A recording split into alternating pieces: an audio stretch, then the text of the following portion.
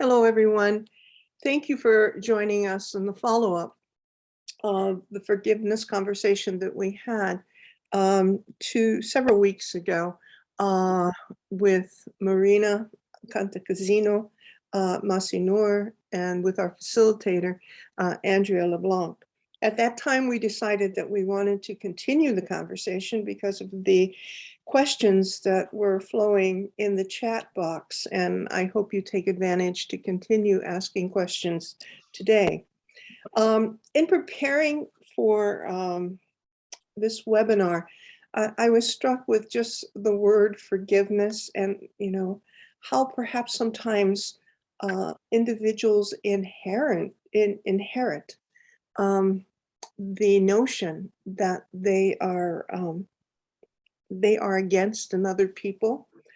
They might be against a process. And I went back to thinking about Rodgers and Hammerstein in the writing of the Flower Drum Song. And one of the primary songs that caught, people because it was so, well staged and enthusiastic was, "You have to be perfectly taught to hate and fear the people that your relatives hate and fear." And so, I thought, well, that's one bucket of inheritance that sometimes that we have. And then there's those everyday kind of small things that occur within our lives. And it was funny because we were talking prior to this that the Charter for Compassion has continually been hacked for months. And I went to bed one night after changing bank accounts and passwords and trying to recover things. And I thought, why do people do this? And then, the whole notion of, well, there must be a reason, they need money, it goes on, but I have to move forward. And so, this is so small in all of the stories that Masi and Marina have told and continue to deal with. But let's take it from where we left off a few weeks back. Andrea is going to still be our moderator, and there's a lot to talk about. Andrea? Thank you, Marilyn. I hope all the woes of the Charter's computer are solved. One of the things that we thought we might focus on this time is forgiveness in our everyday lives. And certainly that's, it's an omnipresent thing we deal with. The small things, or in Marilyn's case, I'm not sure it was so small. But whenever I've had conversations with people, some of whom I know well, around the ideas of forgiveness, the conversation pretty quickly switches from an intellectual discussion to one that's very fraught with emotion. And I know that, Masi, you have done, that's what you do. You look at the psychology and the neuroscience of it. And I thought maybe we could talk a little bit about that and some of the other questions that, what impinges on a person's ability to make a decision. Is it possible for a person to make a personal decision, or are we just so, I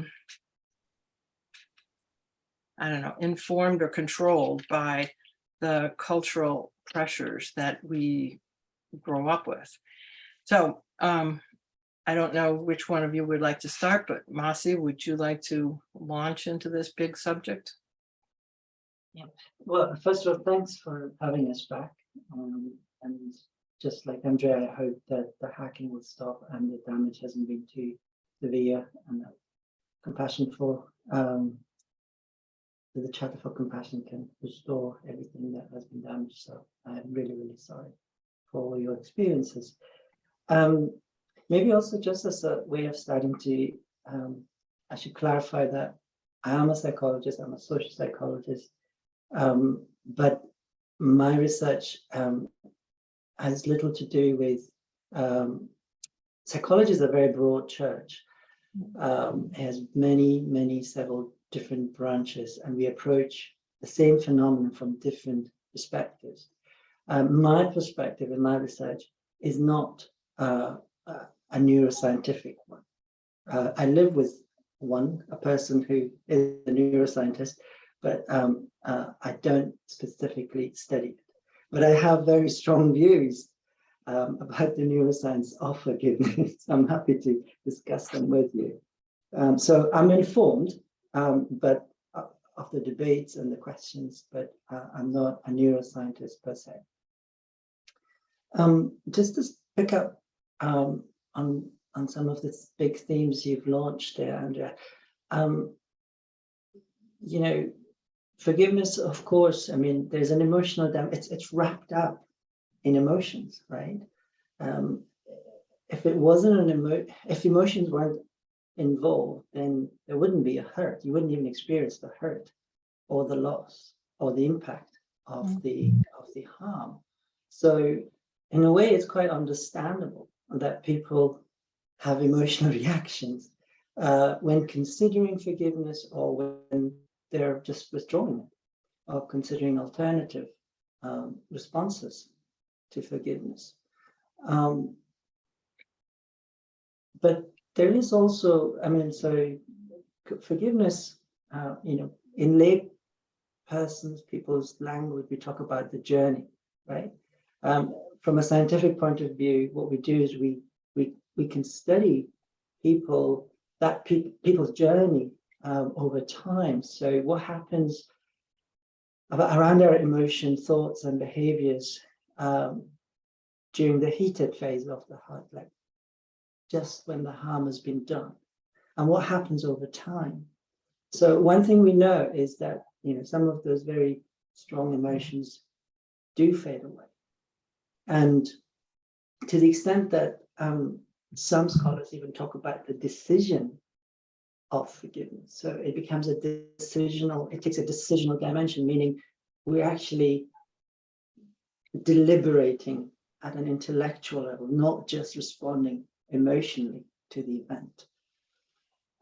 Now, different people are having, you know, we all have different histories, unique histories of reinforcement, histories of cultural education, histories of observational learning, you know, seeing others, how they have responded.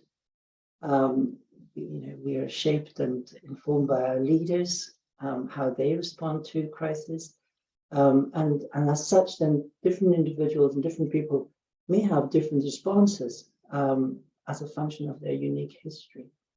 So some people might be quite good at regulating their emotional responses and essentially regulating them down, so that they can actually think more clearly about the evidence, the harm, the severity, the meaning, but also,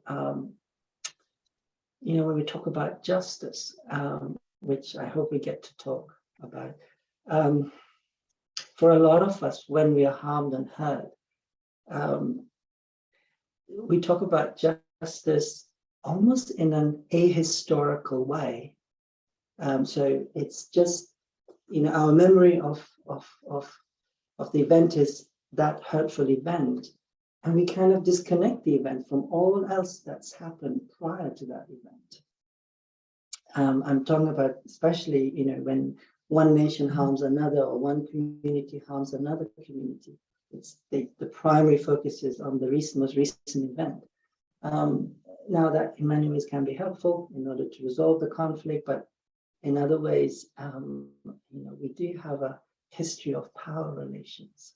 We do, you know, our responses are not just in terms of instances and reactions to singular events. There's a catalogue there's a history of events that may have led to shaping our response. So I'm going to just limit my response to this now, but I'm happy to talk about what I know and maybe around the promise of neuroscience, the neuroscience of forgiveness, which I think hopefully will raise some interesting questions and conversation. Maybe over to Marina. Thank you, Masi. I just wanted to ask you before we started, you said you thought our response to the question, is forgiveness really a personal choice, that you and I would differ in some way. So you were speaking to that. Do you think we would differ because you think responses are conditioned by societies and by, I'm interested to know first how you think, because I don't disagree with anything you said, how you thought we would differ.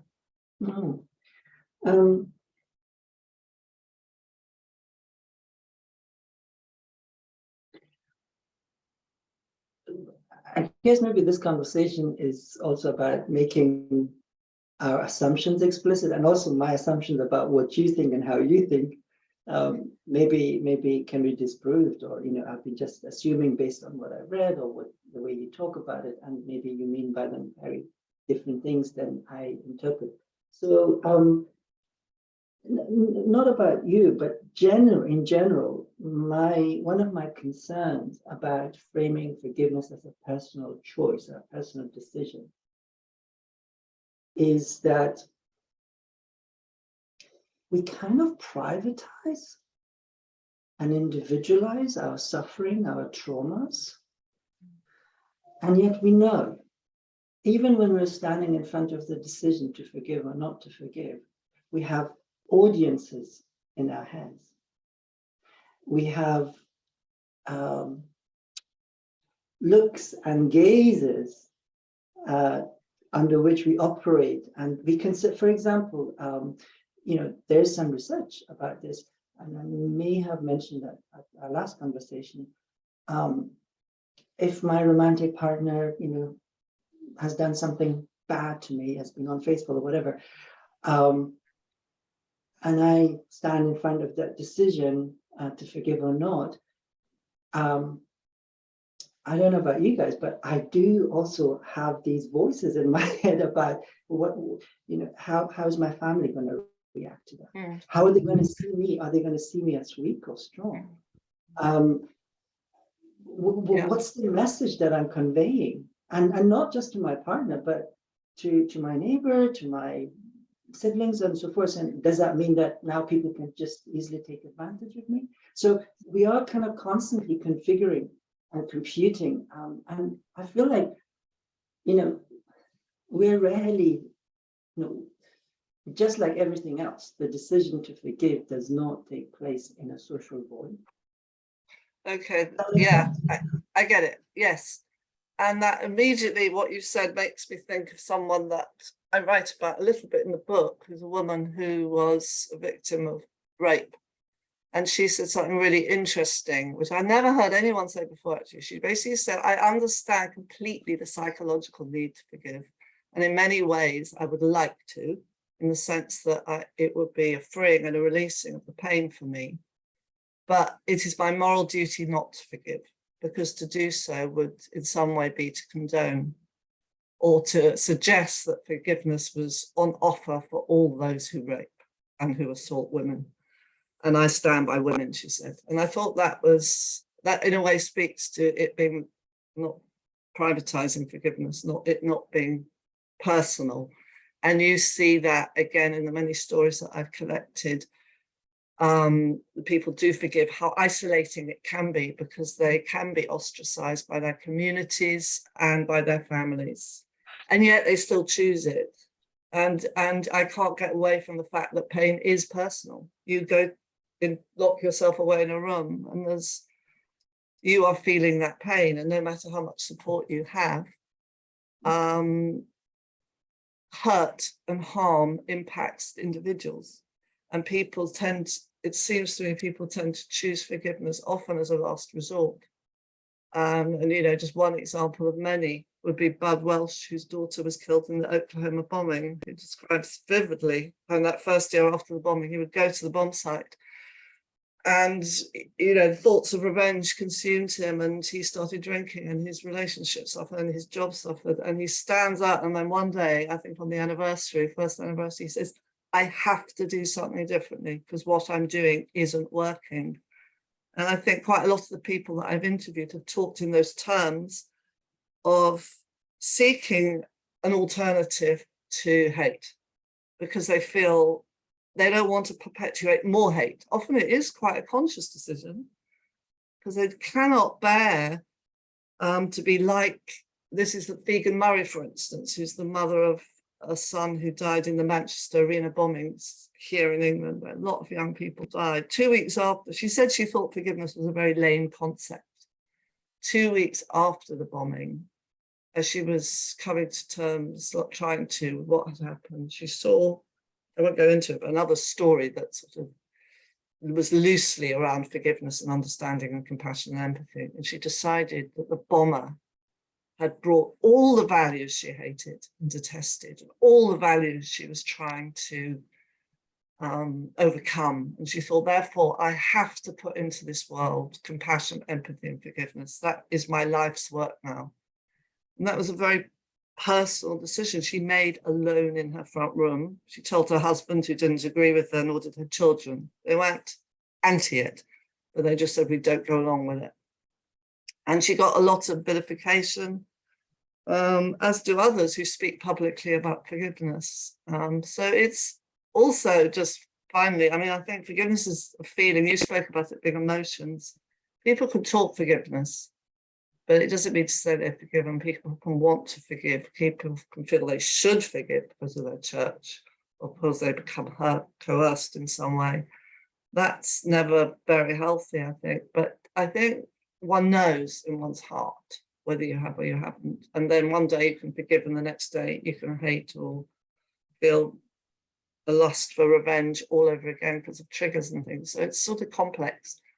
As you know, Masi, as everybody knows who's thought about it, Andrea, perhaps I send it back to you, Andrea, because you were saying something really interesting earlier about the complexity of this subject. Yeah, after 9/11, there was a great deal of conflict and people were angry with us in September 11th, Families for Peaceful Tomorrow, saying what we were saying. And we weren't, I mean, our platform wasn't, we forgive them all. It was, do no more harm. And it was pretty immediate. I mean, there's most of the members that 21 years ago now came together. It was I don't know, kind of almost a knee-jerk reaction. But we, in many cases, have, there were divorces over it. There have been family divisions. There have been lost friendships. And, and it's very interesting because, I mean, it was surprising to me, the vitriol that I faced. And often the people most agitated were people who didn't lose anybody, were just angry about what I was saying and wanted, I suppose, to hang on to their own anger, but also didn't like that we were saying something very opposite. And yet sometimes when we spoke, we did a tour and we spoke to various kinds of groups. Often people would come up and thank us for verifying their own feelings, because in that atmosphere of go get them, this was just about the time that the Afghan war was beginning, and progressing. People felt or were told that it was dishonoring the victims of 9/11 if we were opposing the war in Afghanistan. And then people would quietly, privately come up and thank us for almost allowing them to feel what they inherently felt. Like somehow we were giving them permission. But, you know, and I'm not sure where that intersects with forgiveness. But it's a decision of not wanting to continue the hatred, which I think is a big part of forgiveness. You know, who do we do it for? In a sense, again, also what Marina said and what you just said, Andrea, I mean, I don't think there's any actually disagreement among at least the three of us. So maybe we can all agree that, I mean, at least in my mind, forgiveness is a relational concept. It involves not just the immediate individuals, you know, the harm doer and the victim. There is an audience. And you know, some actually scholars even talk about the performance of forgiveness. Forgiveness has a social script. I mean, what you're describing and your experiences of people objecting to, and as you said, you weren't even going around saying, let's forgive everyone and forget about it. No, you were probably inviting people to let's engage meaningfully and let's not escalate and do further harm to others. I mean, that to me, it reminds me of Jill Hicks' experience. Maybe Marina can talk about it in more detail. This is an Australian lady who used to live in London and lost both of her legs as a result of the London bombing, and how people responded to her. And again, I mean, you can kind of focus on the precise exact wording, but essentially, from my interpretation of what she was saying was, I want to understand why someone age 18, 20 something year old thinks this is the way to go about you know, solving problems in the world. But there was a lot of backfiring and backlashes, I think, that she'd experienced as well. So I guess what I want to say is that Marina is right. I know, of course, pain at a certain level is a personal experience. You know, the loneliness is personal. But again, I would make that a little bit shadier and messier than, while that's certainly true, but what is also true is it really depends also on cultural context.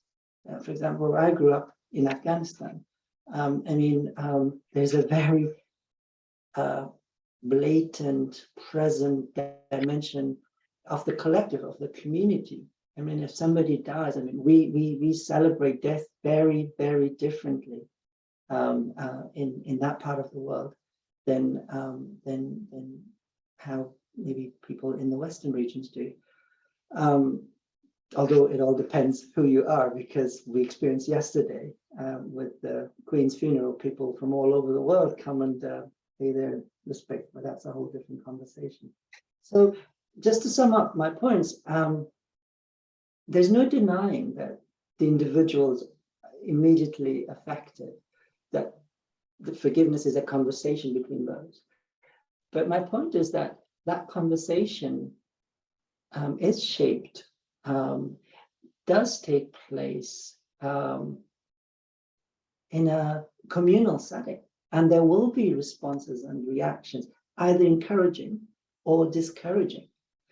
And I find that quite interesting, to what extent, and also it says a lot about the individual. You know, Marina, again, has wonderful stories. For example, the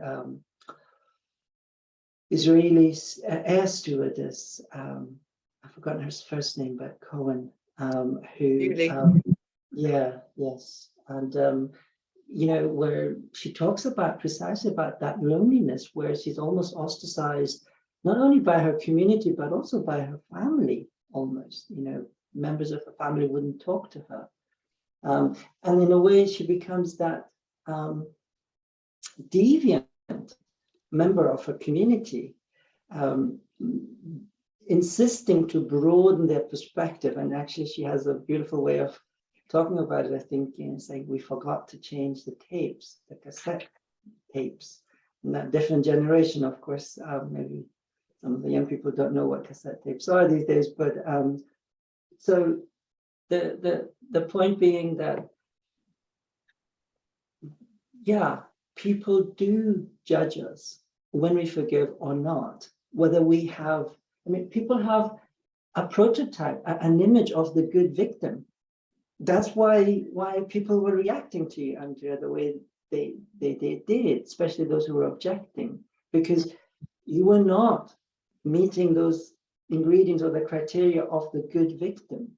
In fact, what you were saying or what you were doing was affecting who they thought, how they were coming across on the world stage almost. And that's what I mean. You know, it's never really an individual.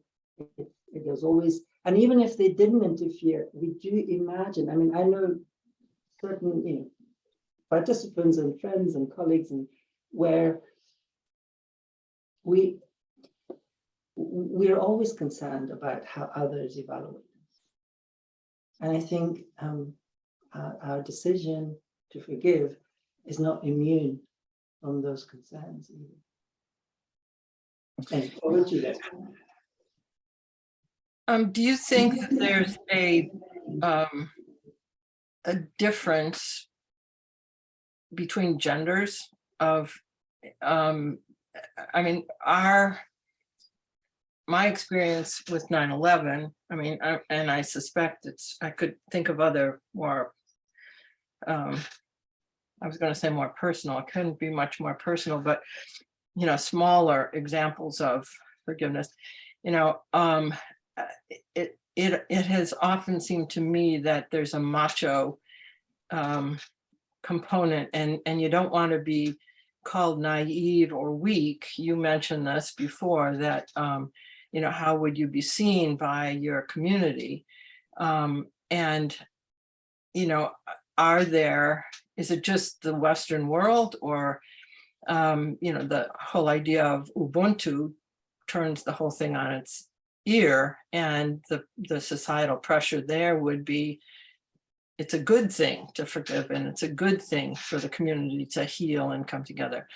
Whereas, right after 9/11, it was flags waving and tough guy stuff that, I think a lot of people bought into, because they couldn't be seen, that they themselves couldn't be seen as weak or naive.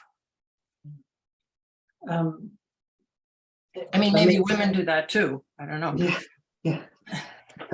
So the answer to that question, at least based on the research that's been done, is a bit more complicated and complex. But to start off with, yes. I mean,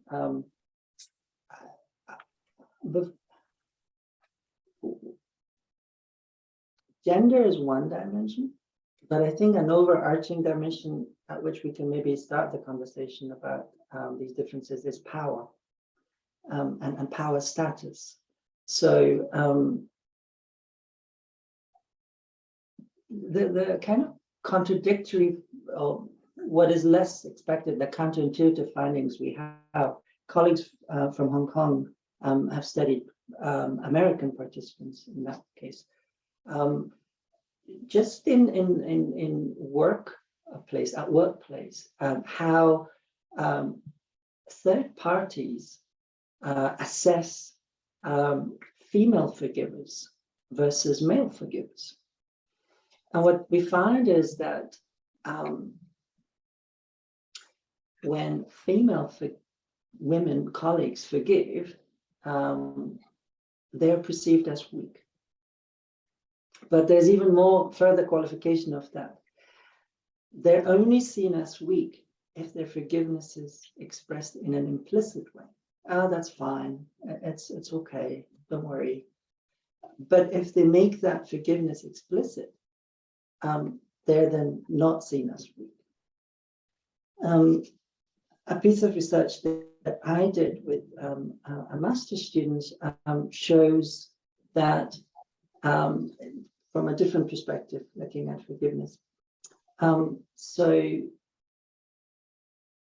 perpetrators evaluate. So we looked at the expectations to be forgiven, under what conditions, and what do perpetrators, offenders look for, in their assessment whether they're going to be forgiven or not. And what we found is that the perpetrators we created a scenario in which a person is sitting in the library and had a long day of studying and then wanted to just watch some social media content on her phone. And then without their knowledge, they didn't realize that the earphones weren't plugged. So actually everyone in the library was exposed to the malicious content that they were listening in, not necessarily that they were endorsing or approving. So that was the kind of, and then they see that a number of students walk out in protest. So that was the kind of the harmful situation that we created, ethically sound harm that you have to create in order to run these studies. But what we found was that it really mattered whether the perpetrators thought that the victims, so the offensive content was against either Chinese students, that there are too many students coming, they can't speak English, and they're just, destroying our education quality here, or that it was students from the Philippines. So we varied the status of the victims. And what we found was that the offenders were expecting the low status, the students from the Philippines, to be more willing to forgive them for what happened. But it would depend on another dimension, which was the perpetrators' worldviews. So the worldview was specific about whether it is right that society is structured around hierarchies, that some groups are winners and others are losers. So they endorsed that kind of worldview, perpetrators, and they were facing a low status victim group. They were quite sure that they will be forgiven. And a last study that I'll cite, I hope it's not too technical, but we did something that I'm not sure if it's even been done in reality, in real life, but we exchanged forgiveness messages, so for historical wrongdoings. So we presented as part of the Black Man's History messages of forgiveness to white Americans, and also in the UK we exchanged as part of the LGBTQ History Month similar messages that the leaders of these groups have reached out and are forgiving the historical wrongs that they've been exposed to. And we show that it's actually backfiring. So white Americans and also heterosexual participants in the UK, they are quite inclined to think that, oh, they only do that, it's a strategic move. They want to take the high moral ground, and they probably want something from us and from society. So this is a long answer to your simple but powerful question.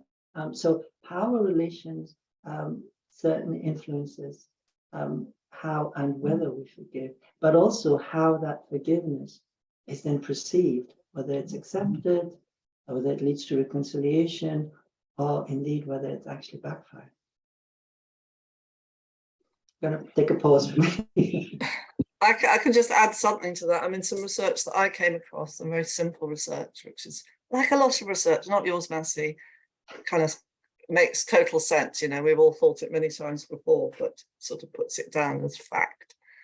I just researched that women marginally forgive more than men because they are invested to make everything all right and to sort of fix and mend and build relationships, and they're more relational, and that men tend to be more focused on justice and therefore forgive less than women. But this particular study found it a very small margin. And I've always felt that totally anecdotally from talking to people and stories collected, Like it's not more women than men prepared to line themselves up for forgiveness or not to hate. And the other thing I just wanted to say, only because Andrew, you mentioned Ubuntu, and I just was looking on YouTube the other day and I came across a really interesting little talk by Tutu and Firth, Desmond Tutu's daughter. And she was talking about the Truth and Reconciliation Commission. And in a way, this speaks to Masi, what you were saying earlier, because said sometimes when the perpetrators, they didn't always do this, but if they did ask for forgiveness from their victims at the commission, it was translated as I asked for forgiveness.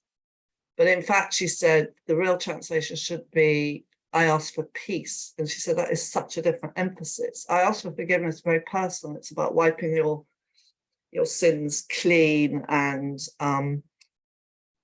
enabling you to put aside what you've done and feeling better internally and individually. And she said, I ask for peace is like, come with me and build a better world. So it's about interconnectivity. It's about planting seeds for a better future. So I thought that was just a really interesting distinction. Mm-hmm. We all of us mentioned the involvement of interconnectedness of forgiveness and justice, and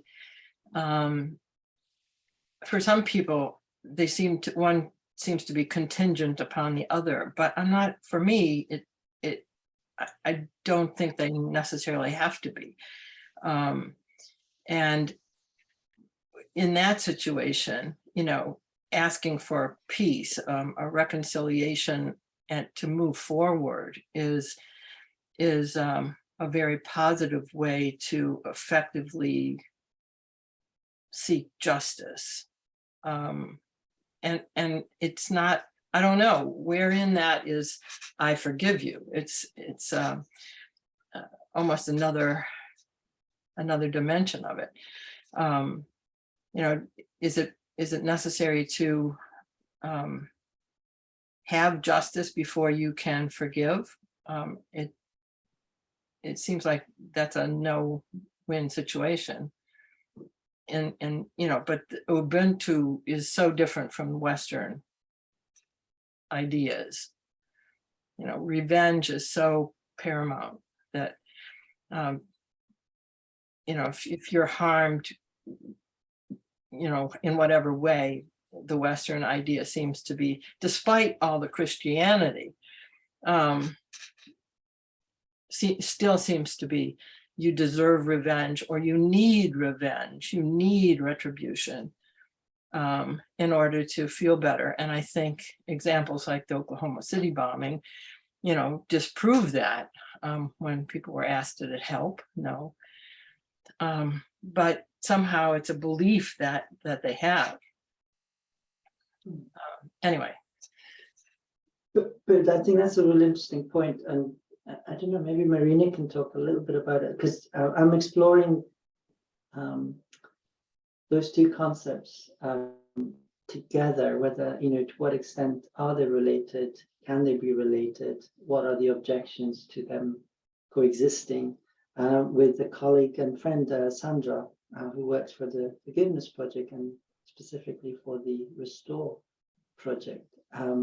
So I'd be keen to hear Marina's thoughts about that relationship between forgiveness and justice, and then I'll share my thoughts. Okay. Yes, thank you, Masi. I mean, generally, I would say forgiveness without justice diminishes the whole idea of forgiveness, because accountability and acknowledgement and apology seem sort of vital ingredients in all that. Maybe forgiveness comes way down the line as part of the mending and the repairing. I think what I found in when I was writing my latest book, when I looked quite into the whole sort of situation in Australia and Canada with the Aboriginals and the stolen generations and the lack I was interested in that because it was like the loss of an identity, which can't be mended. It can't be brought back because it's gone. So what do people do with that? And I understood, and people individually seem to be able to forgive, but generally they couldn't forgive because it was beyond repair. And yet erasure is a form of oppression. So when it is erased from history, that seemed to be the thing that brought people the most pain. So the minute you have acknowledgement, and we see this apologies, political apologies happening all the time, some very crass and insincere, some deeply moving, it helps enormously. It's a really important step, I think, in the route to recovery and to healing. I think the interesting thing also is what happens when justice is just no longer possible. But for me, that's where forgiveness becomes interesting and useful. And I think Hannah Arendt said something brilliant about it. She said the only antidote to the irreversibility of history is the faculty of forgiveness. So in other words, I think what she was saying, when nothing can change, when nothing mends, when everything is impossible, when there is no possibility of apology, reparations, then that's why forgiveness is useful as a way of turning the page, not, the way that generations keep telling the same story and passing the story down from teacher to student, from parent to child, where old intractable conflicts just get repeated. I think her point was that's where forgiveness can be an incredibly useful way of moving the story along. There's a question from Donna Mills. She says, nationalism continues the us versus them narrative that keeps us all in the chains of domination culture. So choosing not to forgive because of nationalism is keeping the lie of domination and separation alive. And it really needs to die or compost. I guess I don't know that that's a question so much as a comment, but it, I think it does serve, and some of it is just kind of a, to me, almost monumental idea of the need for a mindset change. When I was in Korea, with Stonewall Korea, we visited the war memorial, and it happened to be a school holiday, and there were just troops and troops of kindergarten age children being walked around the facilities. Outside there were tanks and planes and all kinds of military equipment, and it was like kids at a fair. They were allowed to climb all over the tanks. People were taking pictures of them, waving from the planes and holding up their fingers like this, which, as it turns out, was more a victory sign for these children than peace. And there was just something very clutching to me about, heart clutching, that these kids were being indoctrinated. They were 5 years old. And the glories of war, which is perpetuated in this country, it's, and an unwillingness to give that up. And I mean, in relation to that comment and your experience, what Marina was also saying, so for me, part of nationalism is about the stories that we tell about ourselves. And those stories are often very selective.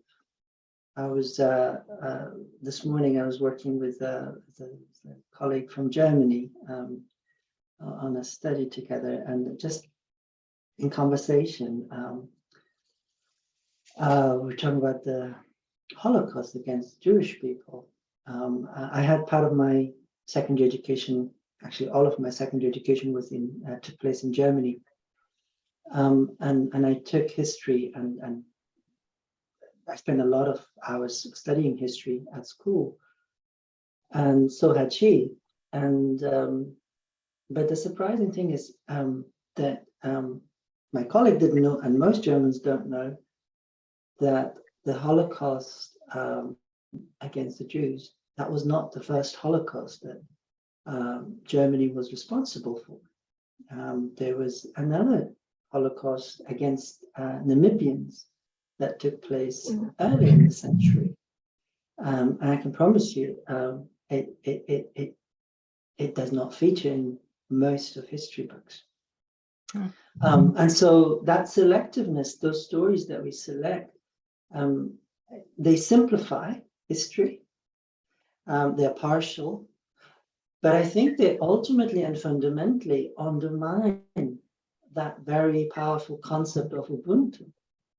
It almost disconnects us and divides us based on some nationalistic attachment. So that's one point. The other thing I think that nationalism does, but also kind of infiltrates into science and media and our education, is the idea or the image that we draw of what is the human nature. And I'm sure we can spend a whole other webinar on discussing that, but it is really interesting how then conclusions are drawn, and very fixed conclusions about, we have, I don't know how many of us here, I only found out about over the weekend. So prior to Columbus arriving into Americas, prior to that, there was a naval admiral from China, much more strong in terms of the ships and boats in numbers and other dimensions, navigating around the Indian Ocean. And guess what? It had the power to, exploit and enslave and extract, but it didn't. Instead, it actually negotiated and facilitated business relationships and so forth. So now I don't know how much of that is covered and juxtaposed in our history books, and as part of our education or even media. So, and yet we know that what Columbus did is the prototype. That is what human beings do, right? And just tied to that, and then I'll shut up for a while, is you may have read I had to read it in Germany, William Golding's book, Lord of the Flies, and it's been also produced as films in different versions. And again, that's I think he even won the Nobel Prize for Literature, the author, and is a very strong, religion-informed view of the human nature. When the chance, we are destructive. Now, part of that might be true, but that's not the full story. And this young Dutch historian. Yes, humankind. That's right. Yeah. And I mean, so he finds the real story, when young kids literally experience what was depicted in that book, but they couldn't have been more different in their interactions. And they were more cooperative. And in fact, they're still friends, decades later. So I think it back to this comment, we need to be really mindful of the stories that are told about us and how selective they might be. Let me just finish on a quote that, since Marina brought in Hannah Arendt, along the same line, the French philosopher Diderot, maybe there's a different pronunciation of his name, comes up with a very challenging insight, I guess, about forgiveness, which is, I'm paraphrasing, it really doesn't make sense to talk about forgiveness unless we're talking about an unforgivable act. I'd be keen to hear your views on that. So just to kind of elaborate on that, I believe his view is that forgiveness doesn't apply to the daily little things, and annoying as they might be. And in a way, it might be an appeal to let's preserve the grandness of forgiveness for the crimes that are, what Marina was referring to, historical, irreversible crimes.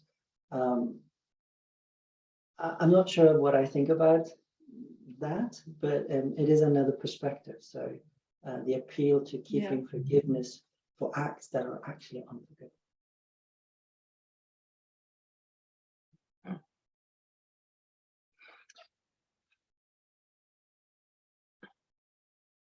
It seems to me that in that case, it's a pure gift. It can be a transaction.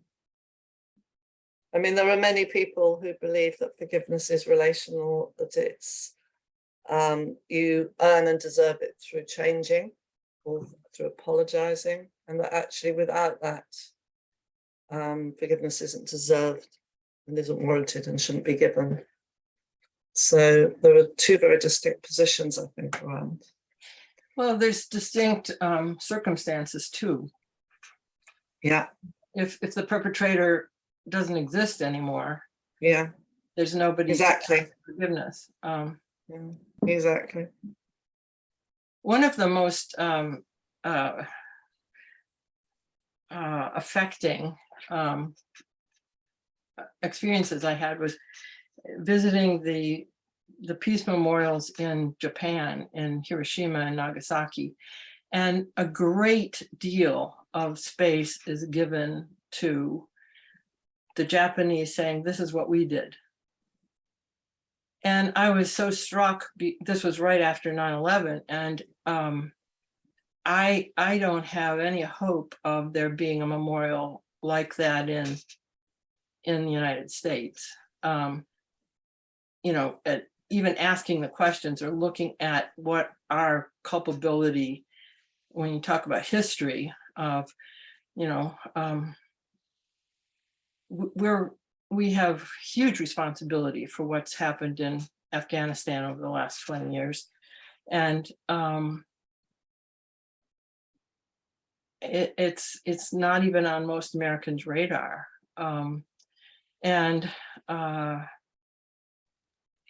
Reparations, I think, make a huge difference. I think it's important for the Japanese to have owned their responsibility for what they did before World War II began. And they immediately were the first people to come and support us after 9/11 happened. And it became, or it for us became a circle of compassion that, out of various kinds of pain. The new Ken Burns film that I haven't seen yet just came out this week, I think, on the Holocaust. And I think it's an attempt to tell the history, tell more history, tell it in a different way than it's been told in the United States about the American involvement in the Holocaust. Some of it's just plain, a willingness to be honest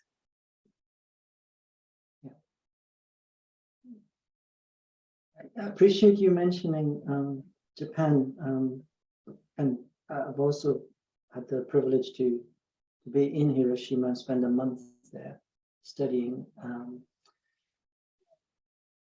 And what I'm about to share is not to really draw a bleak picture of humanity, but it is a facet of it, which actually gave rise to some of my research. So I was there as part of a summer school for a month, and I was a regular visitor of the Peace Park in Hiroshima. And one time I've noticed that there was this statue of a turtle, and there was 5 people or 4 people like really, really hard working, cleaning it and painting it. And I don't know why, but it drew at my attention. So I asked our translator, said, can you tell me a little bit about the statue? And the translator, the lady, she was of Korean origin. And so she said, oh, come over, you're not a dumb tourist. I'll tell you more about them. So she introduced me to the group, and what I found was really disturbing. So until the early 2000s,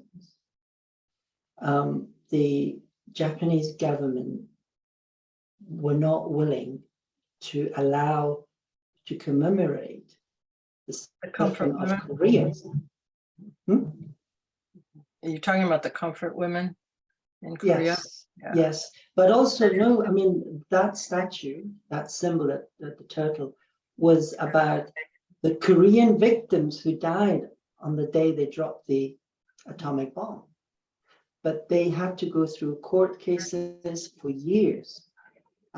What you're raising, that's a whole different conversation, which is equally really, really important. But this was the Korean community in Japan saying, but we were there on the day as well. Can we commemorate our suffering as well? And the reluctance to, in a way, simplify the suffering. It's, Japanese suffered, and, let's exclude all other minoritized groups.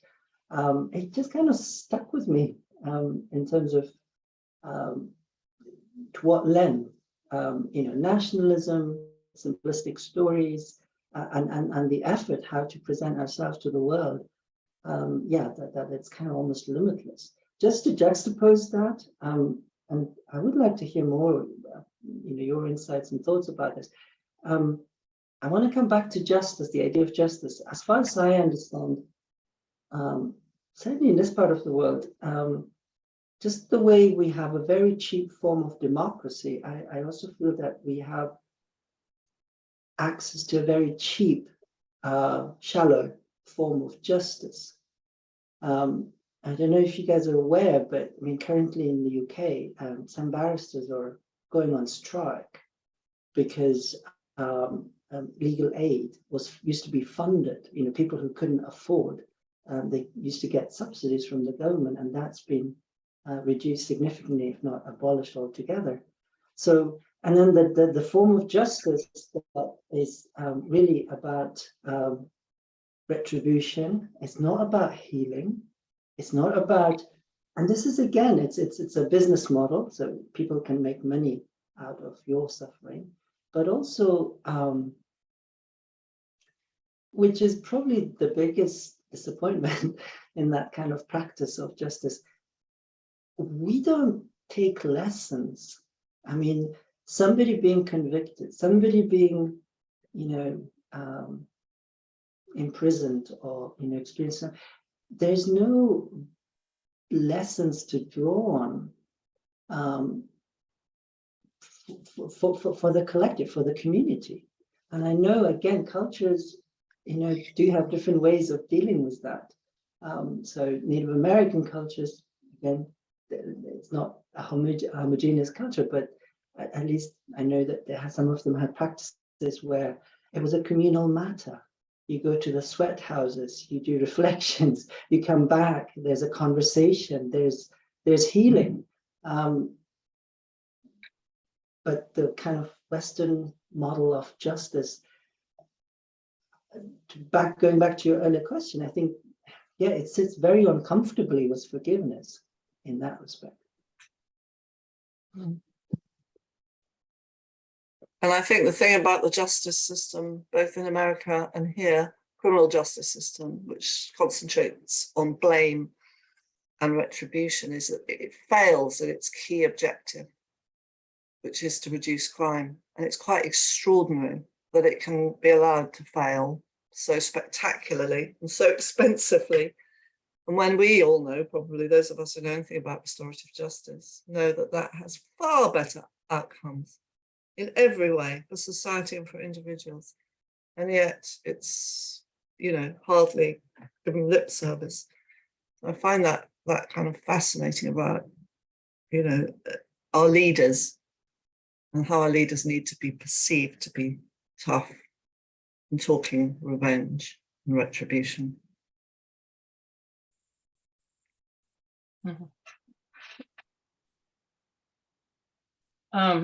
It always has seemed to me to be something important for me personally, and so therefore I think it might be for other people, just to hear the stories, the alternative stories, and the Forgiveness Project. Certainly, you know, my introduction to it was in Oklahoma City in 2004, so a long time ago. But it was such a relief, and it was so important to me to have those stories. We need, I think all of us, especially young people, need tools. They need the equipment to even imagine there's another way when society and the totality of the society, the government, the media, you know, the community, holds these beliefs that uniformly say revenge is just, you know, and you know, whether it's talking about war or talking about other situations, that there's a belief in the use of force that I think people think there's no alternative to. Of course you have to resist with force, and when there's other alternatives in the first place to avoid confrontation or to deal with conflict, or after the fact and dealing with, you know, a crime, a criminal, a perpetrator, someone with restorative justice. None of those stories are part of the common narrative, at least in this culture. And I think they need to be. I mean, Humankind, the book you referred to, the Dutch, I can't remember his last name, was an amazing book, because he just sort of says, wait a minute, people aren't as bad as you know, and dissects all these studies that were the basis for our beliefs that, well, of course, you know, what are the flies? We're going to eat each other. We're going to compete. We're going to be, there's no alternative. And I don't believe that's true. And I think there's good evidence for it, but it's not part of the general narrative. You know, vengeance is. But Andrea, I agree, totally agree with you. It takes up a lot of oxygen, the revenge narratives. But if you've got your antennae out, actually, I find that in everything I read, in maybe not newspapers, but in dramas and in literary novels, and in conversations, people talk a lot about forgiveness as well. The need to be forgiven, to forgive ourselves, forgiving others. I find it, because I'm looking for it, I find it everywhere. There's barely a day goes by when someone doesn't talk about forgiveness. Maybe not always in a positive way, but I think it's more prevalent than we think. But you're absolutely right. And the reason was interested in as a journalist previously in sharing stories that focus on forgiveness, empathy, and compassion was to act as a kind of antidote to the far more prevalent, as it seemed, stories of revenge, bitterness, insularity.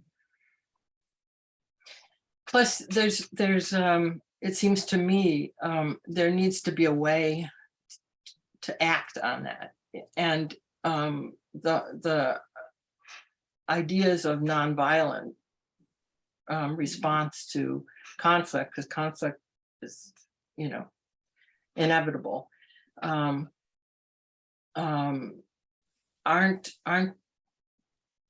there as possibilities in the schools.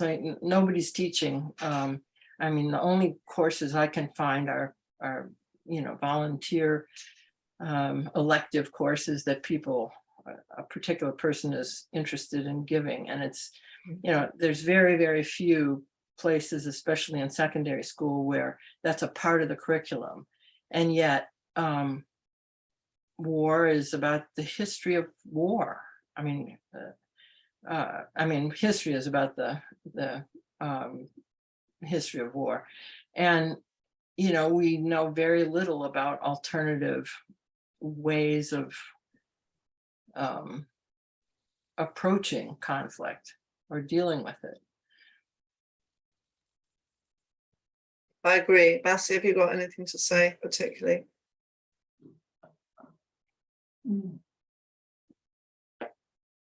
Well, the way I think about this is that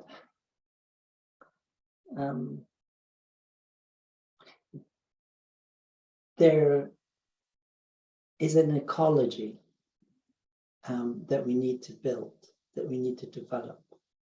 And I think it helps me to think about it in terms of ecology or in ecological ways, is that it has multiple dimensions and multiple facets, but also, you know, one thing that is very fallible is that human perception. You know, I came across this story where it's a real life story. Maybe I think in the 70s or 80s in New York, there was an exhibition where there was a room for every species on planet Earth, and was kind of characterizing, you know, what's specific about this species. And then the last room was designated to the human species. And you know, what you could see was that, you know, this is the most vicious, violent, it didn't, I mean, the story goes that it was, the story is told from the perspective of a father and son, and to be more specific, a black father and a black child. And, you know, that depiction of our species really does not apply to a lot of us. You know, the viciousness, the violence, the violent narratives, the violent ecology that's being created, the extractiveness that we can, you know, although we know that we live in a,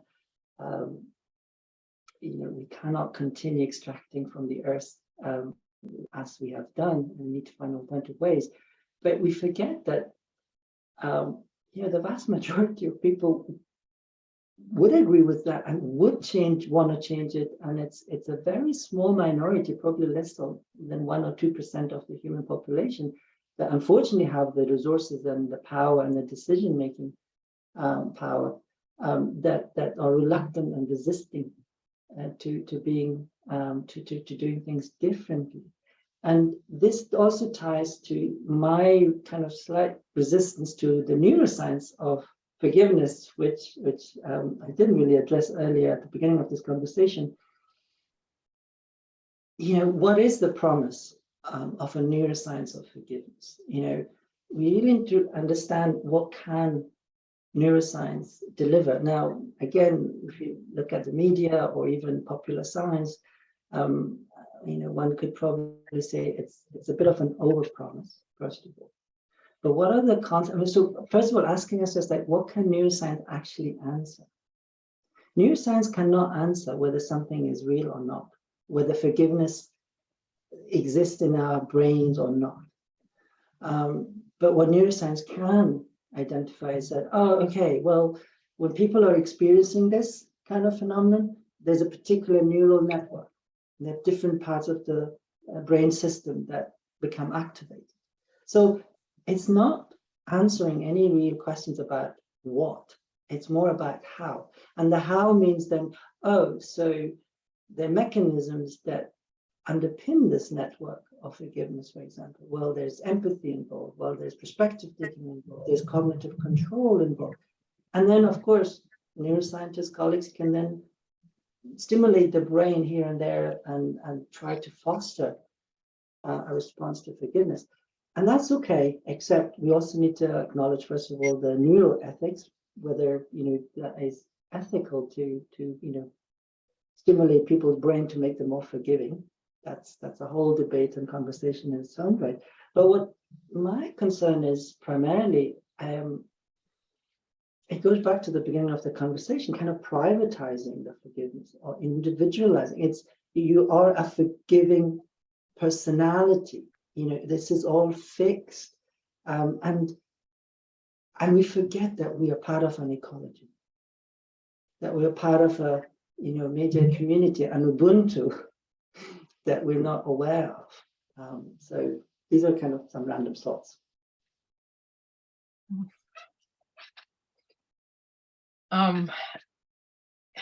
It's fun to play with all these ideas, and yet it's so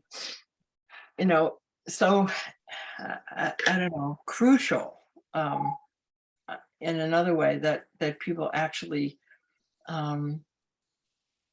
spend some time and energy thinking about it, and individually or collectively as a society. What is it we want to model? What do we want to how are we going to survive as a species if we continue to do just devastating things to one another individually or to other countries? And I really think we need more desperately than ever the stories, the forgiveness stories, the Charter for Compassion stories, to provide evidence that we aren't this brutish, totally. We're certainly capable of bestiality, but most animals are not as bestial as we are sometimes, and or as selfish. So we have the capacity. What are we going to do with it? How do we shepherd this? How do we, and there's certainly plenty of people out there, are this global community of peacemakers, who are just dedicated to trying to change it. But I also see this peace community, all of you, as not having the power. Really, the power always seems to lie with, I don't know, politicians, military, corporations, and that's not the narrative that they espouse. Even though there's all of us out here trying to speak a different language. So if I may, and I'm aware that I talk a lot, sorry. One point I was going to say is, like, following what you just said, Andrea, let me just highlight the urgency of how we need to, because, one thing we know, and this is not me, there are other philosophers and social scientists talking about and writing about this. From history, we know, so far, all the different civilizations, we know what happened to them. they've ended, and mostly in self-destructive ways. But we also know that we are in a different time, in the sense that globalization and interconnectedness, I mean, our computers that we use currently to even have this conversation, the different parts came from 3 or 4 different continents. So we're in a way interconnected, or in ways that we've never been, meaning the destructiveness this time, you know, when Alexander the Great or the Roman Empire, I mean, fell, they didn't have that impact to bring the rest of the world with them down. So the urgency is really very, very, very salient and should be very present. I would just say, though, that I kind of slightly disagree. I think the power does lie with us. And for me, the question is, how do we unlock that power and that awareness and that potential that, you know, and also to realize that, okay, these models of leadership, these patriarchal structures aren't serving us, and we mustn't rely on them. And there may be different ways, but simple ways that just, I think, exposing ourselves to one another's pain and experiencing the heartbreak, which will then give us the experience and the insight of what the other person is going through. That's going to connect us. And we talk about it in the Forgiveness, Really Strange book, and the Toolbox and various other things, how powerful the bonds of suffering can be. And I think to untap the potential of those, fostering those bonds, I mean, in a way, your work, you know, shining light or raising awareness of, well, none of the individuals responsible for 9/11 came from Afghanistan. And yet, you know, the exposure to suffering has been tremendous in Afghanistan as a consequence of 9/11. But you reaching out and actually just your sense of curiosity, who are these people? How do they think and what's happening to them? I think that's a strong sense of resistance, and it connects me to you. I mean, obviously I was aware of your work and knew you heard about, but you know, I think it also helps us not to become desperate and desolate and lonely. The loneliness is actually a really effective way to disempower people, because we don't know, as you mentioned, the stories of forgiveness. And I say, okay, so I'm not the only person who's searching for meaning and trying to connect and understand and so forth. So anyway. Can I just say something very quickly, because I feel we're going to close any minute because Marilyn's come on the screen. But I know that's this very short point, but I do think it's good to end on a, you know, maybe something more hopeful. And I do think, you know, the power of activism, the power of organizing, we're small, but I like what you said, Masi, about, you know, concentrating on how to unlock that power. And I just really love something Brené Brown said, because we haven't talked about anger, but I think anger can be very positive. She does describe it as a soul-sucking emotion, which is like a lifetime companion. It can be that. But she also says anger is also a catalyst for 2 of the truest and grittiest forms of love, the fight for equity and justice. And so the anger that we might feel about impotence or that we have no power or authority, I think can be put to use. Thank you.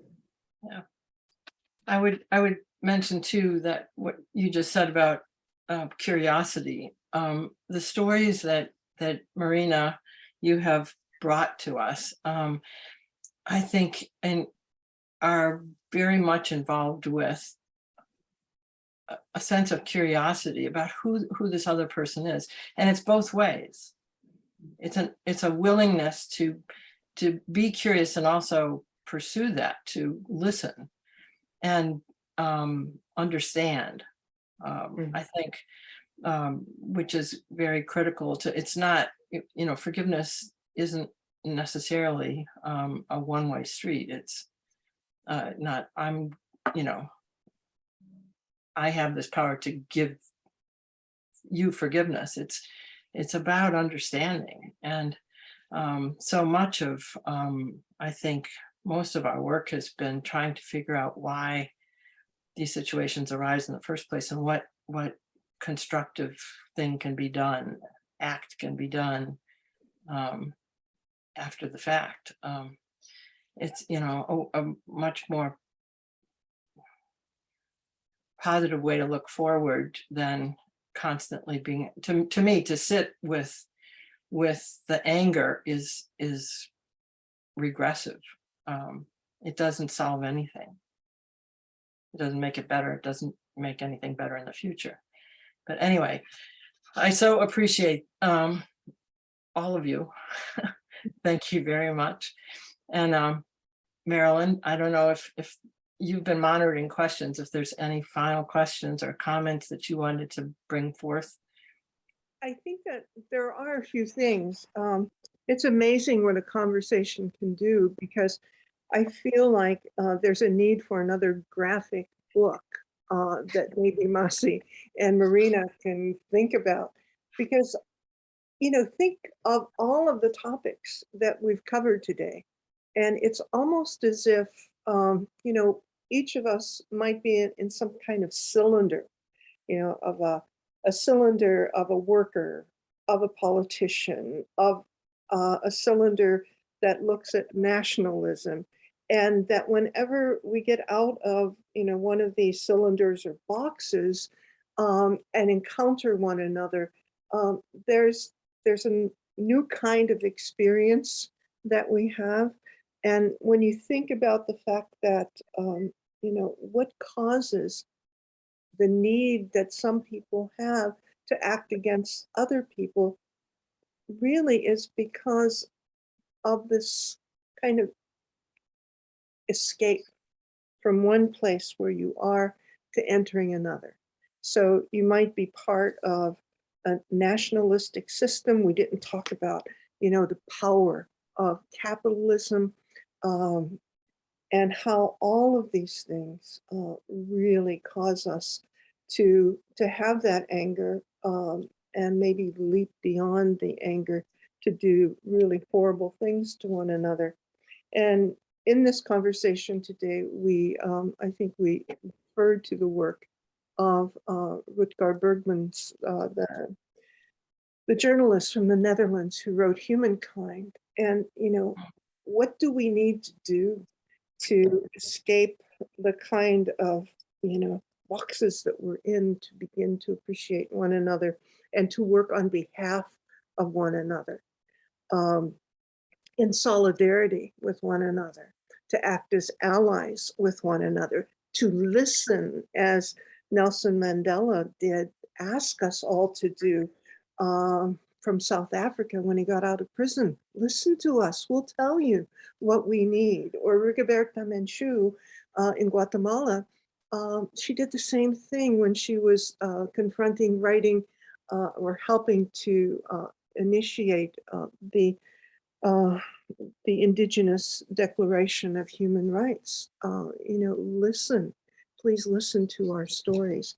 And finally, I'm reminded of someone, a performance artist that I absolutely love, Marina Abramovich. And when she was in New York, I don't know if people know of this exhibit that she did, was a table was set up and she was on one side of the table and people had 2 minutes, I think, to come, not to talk, but just to look into the eyes and explore the other person. And during those weeks that she was there, incredible things happened. And, you know, there were people with very high profile names who came to sit opposite her, school children, all kinds of people. And I think that, you know, the Forgiveness Project is about uncovering the stories of people and allowing us to look into the eyes, hence the hearts of other people, and go back to what Rutger was writing about in Humankind. We're so grateful for the three of you coming back and exploring the topic of forgiveness, because it is so broad.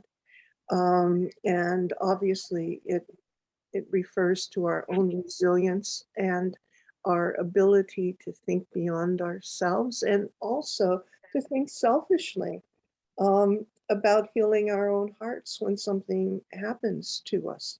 So as Masi said, we could probably go on and have another session or two, and we'll see where this leads us. To a certain extent, it's bridging to our next global read, which is on the Heartfulness Way. And we're real excited about moving and working with people from the Heartfulness movement. And so we're hopeful that you'll all join us. Another thing is that this Saturday, and please go to the Charter for Compassion website. I didn't prepare any slides for this, but this Saturday we'll start a Sangha, a circle of people just coming together the last one of the, I guess maybe the third Saturdays of each month. I'm seeing that there's a new message. Oh, thank you, message. But do join us if you're interested in just coming together. It will be led by the head of education from Plum Village, from Thich Nhat Hanh's group in France. And we're looking forward to those continued conversations. And again, thank you all so much for being a part of this webinar. Thank you. Thank you. Thank you.